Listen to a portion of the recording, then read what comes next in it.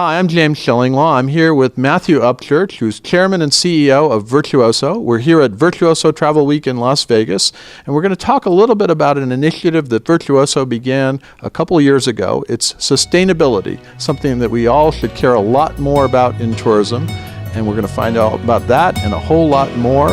And this is Insider Travel Report.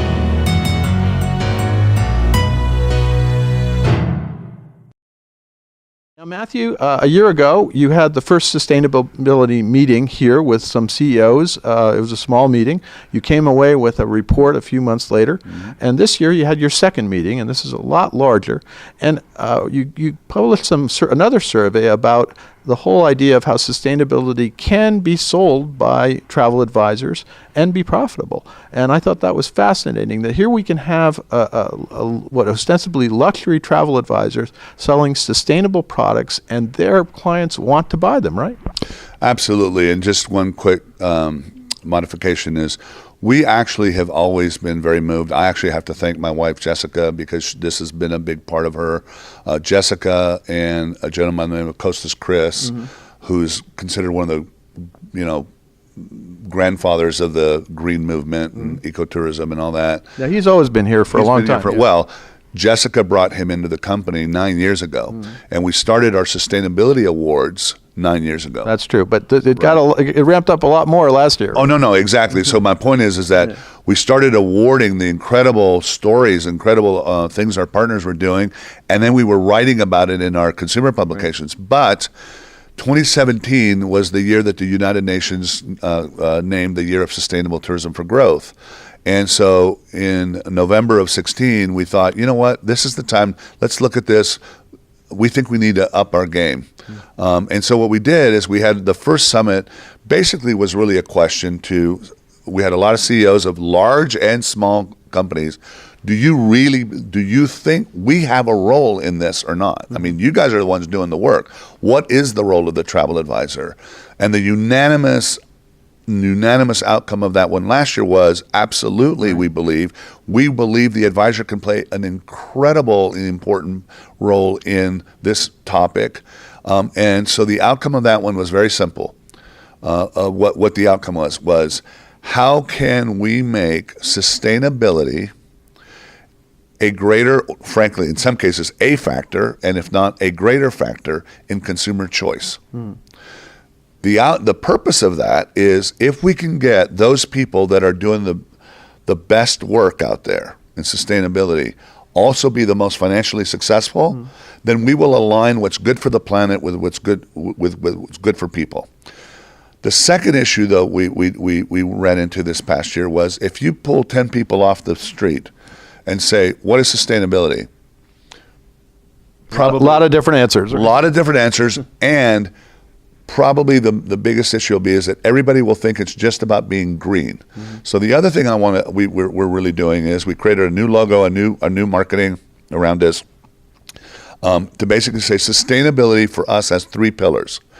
It's the enhancement and protection of natural and cultural heritage, so culture.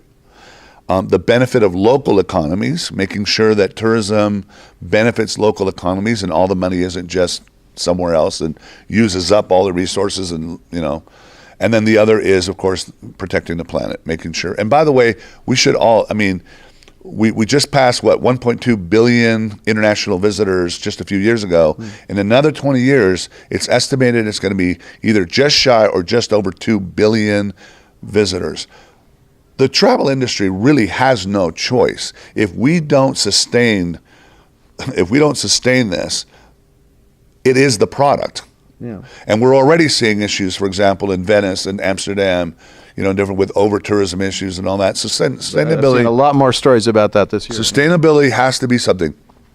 From an advisor's perspective, though, one of the key focuses we have here is sustainability in some ways has a little bit of the same issues that talking about safety had not that many years ago. If you remember, pre 9/11, talking about safety felt even more uncomfortable. I think the world has changed, and I think in a lot of cases people would like to say, well, your client says, is it safe? And you kind of, well, what do I tell you? I mean, now I think people are much more comfortable because reality, safety has to do with really the risk tolerance of the individual. You can give them the information. You can give them things you can do. None of us can say any one place is completely safe. You have a little bit of that issue with sustainability because it's such it can be a very emotive issue. It's a very broad issue. Who the heck really knows? I mean, people can't even agree on the definition of sustainability. However, we believe there's a role for the advisor. And let me tell you why it's important. So number one, how can we make advisors feel comfortable talking about sustainability without feeling they have to be experts? How can I have a conversation so that I don't have to feel, so that if all of a sudden I don't feel like I'm dumb or I brought up something. But we have to address that issue, and we're doing that through education, best practices, being able to provide people with better stories. Sustainability has been like, what, do I have to read a 56-page report with all these statistics? Yeah, I'm not going there. I'm not going, right? However, there's another very practical reason. Last year at the Accor Leadership Breakfast here, YouGov made a presentation, and that presentation was of affluent consumers in 14 countries. And it talked about the move of affluent consumers from kind of like mastery and all that to basically the era of meaning. We were so blown away by that movement. We actually have partnered with YouGov and have some new data that is incredible. Yeah, I saw it, and it is amazing because it turns out affluent people want sustainability. Affluent people want to make sure that the impact of their travels for themselves and for the benefit of the planet and communities is there. The other thing that was really, really amazing to see, that we could do a whole interview just on that, or with Terry, we partnered with them, and they had a little bit of like advised and unadvised clients. Right? So basically luxury clients that bought direct unadvised versus those that use an advisor. And the statistics blew us away. So advised clients, their whole idea that I want to deal with a brand that shares my values, that's doing something positive, was like 70% higher than unadvised. So the reality is, if you're trying to attract the right kind of affluent customers, you want to make sure that's one of the reasons you want to talk about this. You want to put your values out there. You want to put out what your intentions are. Yeah, well, and the other thing is that you can be profitable selling sustainable travel, right? Well, first of all, yes, you can be, but here's the deal. It's not about, let's make sure that we're not saying sustainable travel is not ecotourism. Right. Sustainable travel is now this overall thing. We had MGM at our meeting, we're talking about what they're doing with sustainability. We had Accor, we had Royal Caribbean, so the problem is it's a little bit like, the problem with sustainability, it's a little bit like sometimes, how in the consumer press to say, well, we can see why you would use an advisor for complex travel. You're going to go on a safari, whatever. No, actually, the value of an advisor can be put forth just as well about if you're just spending a weekend in New York, because I have personal contacts. So I'm really talking about sustainability as an overall. And the other thing I think is a really important message that I know my wife Jessica is very passionate about is, one of the problems with the environmental movement in general is this kind of shame and blame thing. Human beings do not change their behavior for the long term based on fear.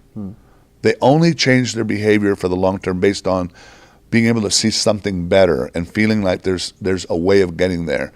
So one of the things that we want to do is, we're not selling sustainable. We're talking about sustainability as an element of all products. How they treat their employees, what they do, how they source things, et cetera, so that we're starting to build that, allowing our partners to tell their sustainability stories. So what ends up happening is it's a much broader conversation, and it makes sense because that's what the affluent consumer is telling us they want. And the millennials, by the way, which now are showing the highest propensity of using advisors, the millennials are kind of funny. They're like, please don't break your arm patting yourself on the back for doing what you actually should be doing. So this whole idea that sustainability is, in the not too distant future, it's like if you don't have a sustainability story, if you can't show how you're impacting, that's going to be a disadvantage. Well, sustainability for millennials is already sort of ingrained in their character and their thinking. And of course, for the travel advisor perspective, we always ask, why be in this profession? What is your purpose? And suddenly, well, not suddenly, but really, the focus on sustainability really is a purpose, I think. Right? And exactly, and that's a great way to end. I want to be somebody in the travel industry. I know our advisors want to be, where travel can either be a force for good or it can be destructive.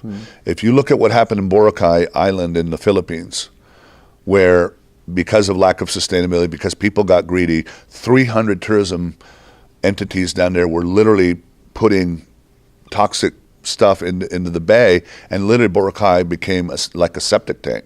And that's a perfect example of tourism gone wrong. They literally it got so toxic, they literally had to shut the whole thing. It used to be known as one of the most beautiful places in the Philippines. $1 billion of income went away. How many thousands of jobs were lost? So we've got, and let's face it, that's why we have to align that our clients and in the affluent sector and whatever, being opinion leaders, are going to disproportionately give their business and their support to the people that are doing the right thing with culture, with local economies, and with the planet. Matthew, always fascinating. Sustainable tourism, an important thing, and glad to see you're kind of leading the way on this. Congratulations again on this Virtuoso Travel Week. It's been a great event, and always great to see you. Thanks, James. I'm James Shillinglaw, and this is Insider Travel Report.